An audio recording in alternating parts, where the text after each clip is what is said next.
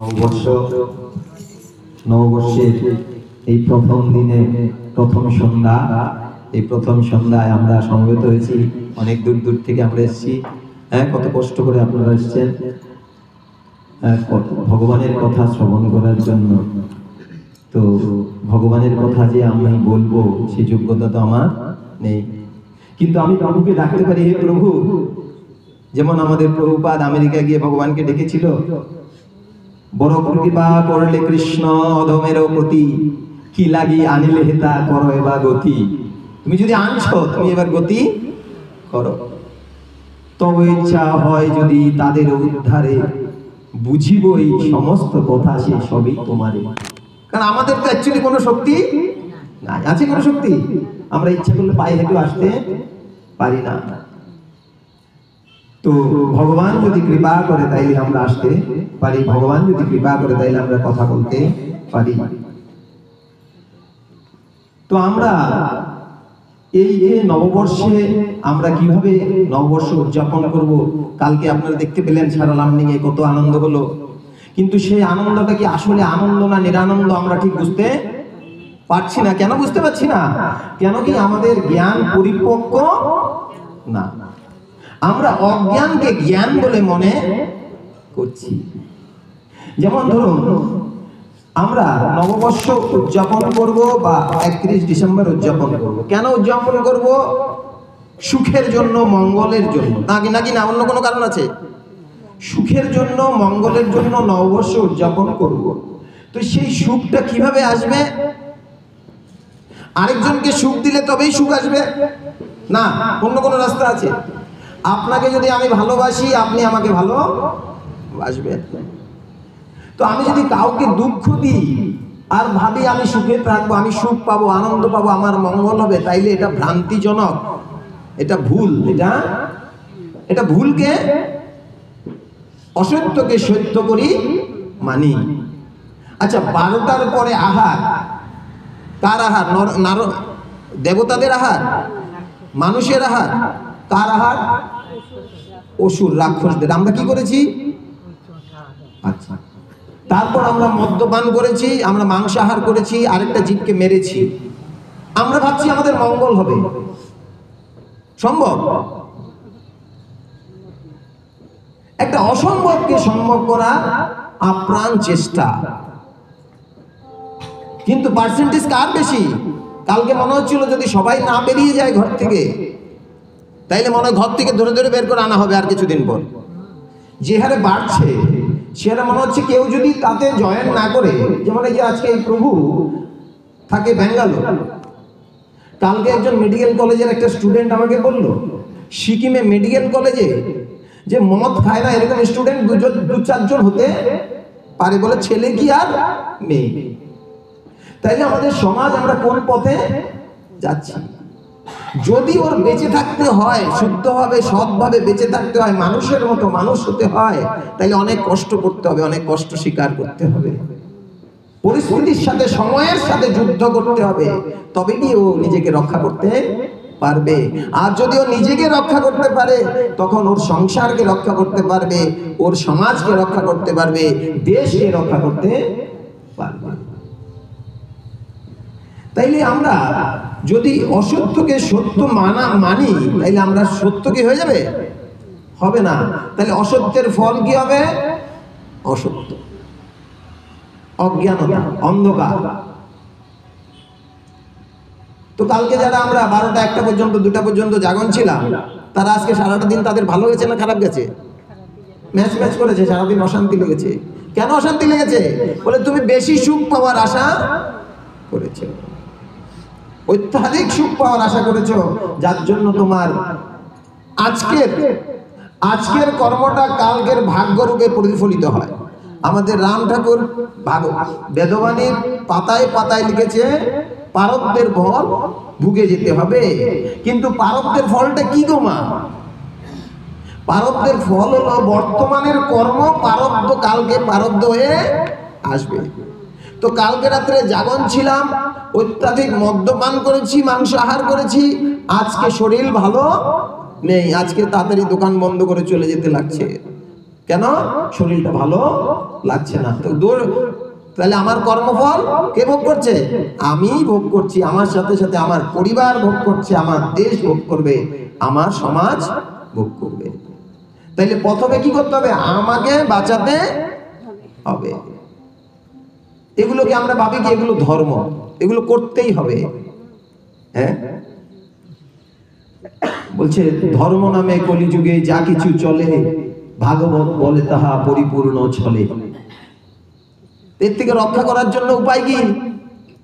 কে শুনবে সাধুর কথা? আর বলারও লোক কমে গেছে, শোনারও লোক।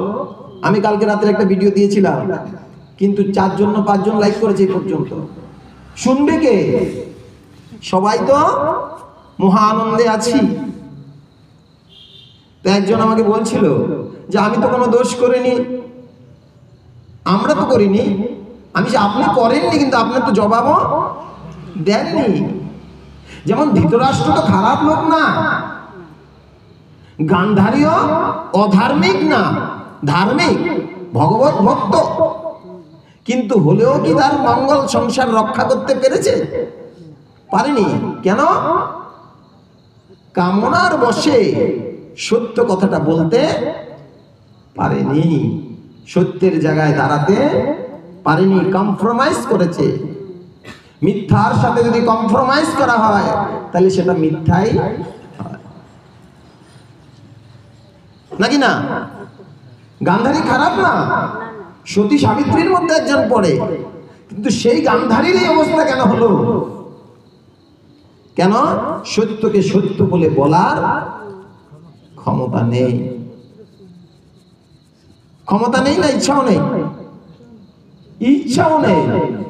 ছেলের সপক্ষে কথা বলার ইচ্ছা, মায়ার সপক্ষে কথা বলার ইচ্ছা, কামনার সপক্ষে কথা বলার ইচ্ছা, সত্যের সপক্ষে কথা বলার ইচ্ছা নেই। তো আমরা কোন পথ ধরবো, কোন পথে এগোবো? আমরা যদি আমাদের মঙ্গল চাই, নববর্ষ উদযাপন করতে চাই, তা আমরা যে নববর্ষের যে মালিক, যে মঙ্গলের মালিক, যে শান্তির মালিক, সচ্চিত আনন্দময় সচিত আনন্দের সঙ্গ করতে হবে, তার কথা শুনতে হবে। তখন আমরা পরম আনন্দ লাভ করতে, যদিও ক্ষণিক দুঃখ আমরা অনুভব করছি, যদিও আমরা মনে করছি যে কিছুক্ষণ আমাদের খারাপ লাগছে, কিন্তু অন্তিমে ফল ভালো হবে। বলছে তমগুণ যখন নেয় তখন কষ্ট হয়, পরেও কষ্ট হয়। আর রজগুণ যখন নেয় তখন আনন্দ হয়, পরে কষ্ট হয়। আর শতগুণ যখন নেয় তখনও আনন্দ হয়, পরেও আনন্দ হয়। তো এখন সমাজটা কোন পথে চলছে? ভ্রান্তির পথে, ভুলের পথে, অসত্যের পথে। তার থেকে রক্ষা করবে কে? গার্ডিয়ান। গার্ডিয়ান গুরু, বাড়ির গার্ডিয়ান আর গুরু, শিক্ষা গুরু আর মা বাবা গুরু, তাই তো? এখন মা বাবা তো আনন্দে উম্মাদ, শিক্ষা গুরুরা কি বলে, কি আনন্দে? এখন ও ক্লাস 10-এ পড়ে, পরমানন্দে। এখন টিচাররা বলছে পিকনিক খেতে হবে, সবাই আসো, রাত্রে আমরা পিকনিক খাবো। তবে ক্লাস 10-এ পড়ে, বয়স কত? 14 বছর 15 বছর হবে। এবার 14-15 বছরের বাচ্চাটাকে রাত্র 11টা-12টা পর্যন্ত যদি স্কুলে আটকে রাখা হয়, তাইলে তার রাস্তাঘাটে কালকে রাস্তার পরিস্থিতি দেখেছেন? সেই পরিস্থিতিতে ও যখন আসবে তখন কি দেখে দেখে আসবে? সে উন্মাদনা দেখে দেখে আসবে। তাহলে আমি তাকে কোন রাস্তাটা দেখাচ্ছি? আমি যেতে চাইনি, আমার উপরে রাগ করেছে রাত্রিবেলা, কারণ বন্ধুরা সব গেছে, বন্ধুরা সব গেছে, ওর মন খারাপ হয়েছে, কিন্তু এখনো ফিল করছে হয়তো কালকে রাত্রে যাইনি, আমি ভালো করেছি। কিন্তু ওই প্রথমের আটকানোটা কে আটকাবে? গার্ডিয়ান। গার্ডিয়ান কখন আটকাতে পারবে? যখন গার্ডিয়ান সুস্থ থাকবে, যখন গার্ডিয়ান আনন্দ থেকে নিজেকে রক্ষা করতে পারবে, কামনার থেকে নিজেকে রক্ষা করতে পারবে। এর জন্য বলছি, একজন যদি সাধু হয় বা বৈষ্ণব হয়, তার 21 কুল উদ্ধার করে। কিভাবে? ভগবান কি উদ্ধার করে দেয়? বৈষ্ণবের 21 কুল উদ্ধার করে যাও যাও তুমি পাস, নাকি? না না, তার দেখা দেখি বাকিরা শিখে, তার দেখা দেখি মাতৃকুল 7 কুল, পিতৃকুল 7 কুল, এইভাবে 21 কুল উদ্ধার হয়। তো শিখতে হবে, তো শিখতে হবে, বুঝতে হবে, জানতে হবে।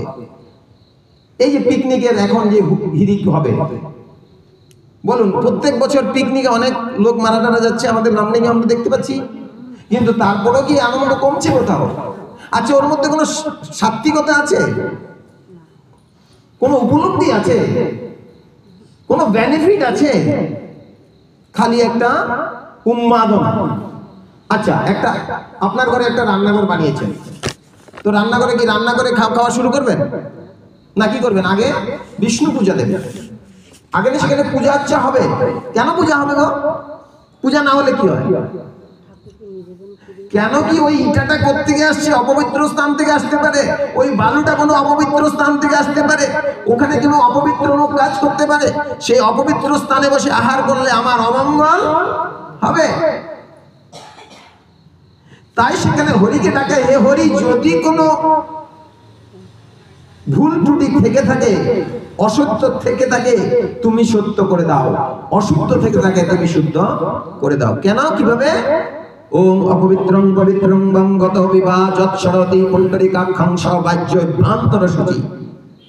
ওম অপবিত্রং পবিত্রং বং গত বিভা যৎসরতি, যখনই স্মরণ করব ভগবানকে, তখনই যাতে অপবিত্র সব পবিত্র হয়ে যায়।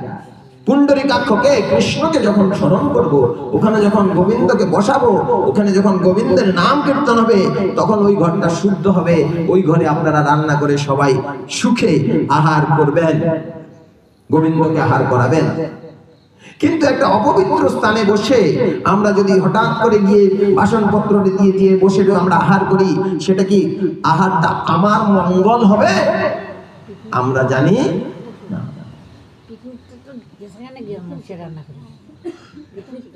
অপবিত্র স্থান, অপবিত্র সময়ে আহার করলে, আচ্ছা আপনারা রাম ঠাকুরের বই যারা যারা পড়েছেন, ঠাকুর ঘর থেকে বেরোতে পঞ্জিকা দেখতেন কি দেখতেন না? দেখতেন। কেন দেখতেন? সময়, সময় বড় বলবান না শুনে ধর্মের, সময় কাউকে রক্ষা করে না, সময় কথা বলে। তা আপনারা আপনাদের কাছে প্রমাণিত, আপনারা দেখেছেন আজ থেকে 10 বছর আগে যে অহংকার করেছে, উন্মাদনা করেছে, আজকে তার গতি কি আছে আপনারা চোখের সামনে দেখছেন। কিন্তু দেখেও আমরা শিখতে পারছি না, শিখাতে পারছি না। তো এই যে বলে, তাইলে আমরা কোন পথে চলবো, কোন পথ ধরবো? বলে মহা যেন যেন গতা সপন্থা। যুধিষ্ঠির মহারাজকে যক্ষ প্রশ্ন করেছিলেন যে কোন পথ ঠিক। আশ্চর্য কি, আপনারা অনেকে টিভিতে জিনিসগুলো দেখেছেন, আশ্চর্য কি? বলছে রোজ রোজ মরে লোক, যায় যম ঘরে, পাছে যারা থাকে তারা ইহা মনে করে, আমি অমর না হইব ক্ষয়, ইহা আশ্চর্য শুনো মহাশয়। রোজ রোজ লোক মরছে, জম ঘরে যাচ্ছে, আমি বলছি না না অমুক অ্যাক্সিডেন্টে মারা গেছে, আরে আমি তো কবে যাবো, আমার দেরি আছে, আমার এখনো রিজার্ভেশন কনফার্ম হয়নি, কিন্তু আমি জানি না কাল সকাল আমি দেখতে পারবো কি পারবো না। পরিকল্পনা আছে বড় বড়, কিন্তু গ্যারান্টি, ক্যালকুলেটর কিনলে, একটা ঘড়ি কিনলে 1 বছরের গ্যারান্টি দেয়, কিন্তু আমার 1 বছরেরও গ্যারান্টি নেই। কিন্তু অহংকার আছে অনেক।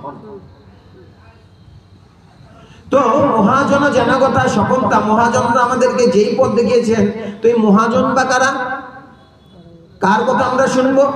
ভাগবত স্বয়ম্ভু নারদ শম্ভু কুমার কপিল মনু।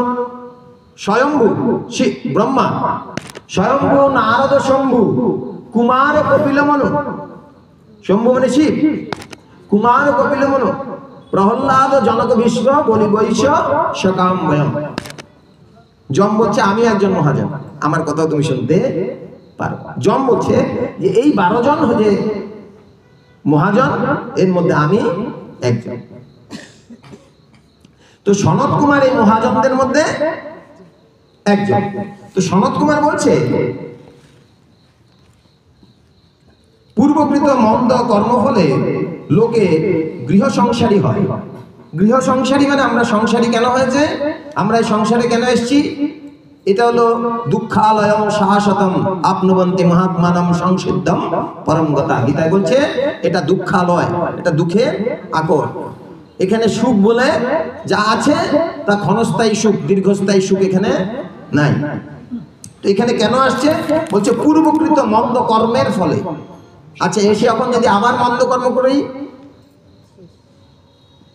তাইলে বিপদ আছে।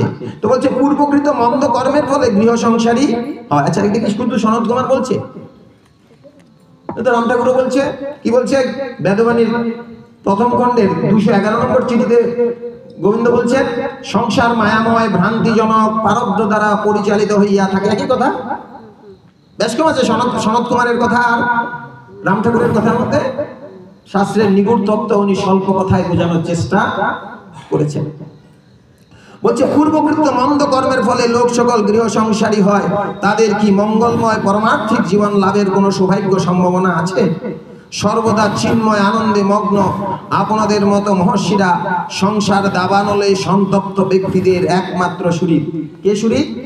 একমাত্র মহাত্মারা হলেন একমাত্র সুরিত। এই সংসারী লোকদের উদ্ধার করার জন্য একমাত্র সুরিত হচ্ছে গুরু গোবিন্দ এবং মহাজনেরা। তো মহাজনরা কি বলছেন? যে কেউ যখন ভগবানের প্রতি অবিচলিত শ্রদ্ধা লাভ করে তখন আপনা থেকেই তার অন্তর থেকে সমস্ত জড় কামনা বাসনা ধীরে ধীরে প্রসারিত হতে থাকে। পরমার্থিক জীবনে উন্নতি সাধন করতে হলে ইন্দ্রিয় তৃপ্তি পরায়ণ অর্থলোভসু ব্যক্তিদের সঙ্গ ত্যাগ করতে হবে। কার সঙ্গ ত্যাগ করতে হবে? যারা ইন্দ্রিয় তৃপ্তি, অত্যাধিক ইন্দ্রিয় তৃপ্তির কথা চিন্তা করে এবং অর্থলিপ্সু, অত্যাধিক অর্থলিপ্সু, এটা একটা ইন্দ্রিয় তৃপ্তি। এই ইন্দ্রিয় তৃপ্তি যারা অতিরিক্ত ইন্দ্রিয় তৃপ্তির থেকে নিজেকে রক্ষা করতে না পারে তাদের যদি তুমি সঙ্গ করো তাহলে তুমি কি হবে? যেমন দুর্যোধনের সঙ্গ করে কর্ণের মতো বীরেরও কি হয়েছে? কর্ণের মতো জ্ঞানী বীরেরও পতন হয়েছে। কেন?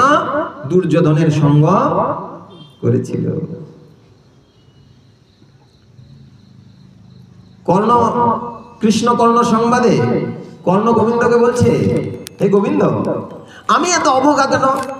আমি শক্তি সামর্থ্য বুদ্ধিতে কারো থেকে কম নয়, কিন্তু জন্মের পর থেকেই আমার মাটা আমাকে ছেড়ে চলে গেল। তারপর দ্রৌপদী আমাকে এত তিরস্কার করলো। তারপর পঞ্চপাণ্ডবরা আমাকে নানা জায়গায় আমাকে হেনস্থা করছে। আমি তো কোনো খারাপ কাজ কিছু করিনি। দুর্যোধন আমাকে আশ্রয় দিয়েছে, তাই আমি দুর্যোধনের পক্ষে দাঁড়িয়েছি। সত্য কথাই বলেছে, মিথ্যা কথা বলেনি। কিন্তু আমার কেন এত দুর্ভাগ্য? আমি দ্রোণাচার্য আমাকে শিক্ষা দিতে বারণ করে দিল, যদিও আমাকে পরশুরাম শিক্ষা দিল, তারপর আমাকে শূদ্র জ্ঞানে ত্যাগ করলো। যদি আমাকে সেও ত্যাগ করলো তাইলে আমি কি অপরাধ করেছি? ভগবান বলছে, তোমার কি দুঃখ? তোমার মা তোমাকে জন্মের সাথে সাথে ত্যাগ করেছে।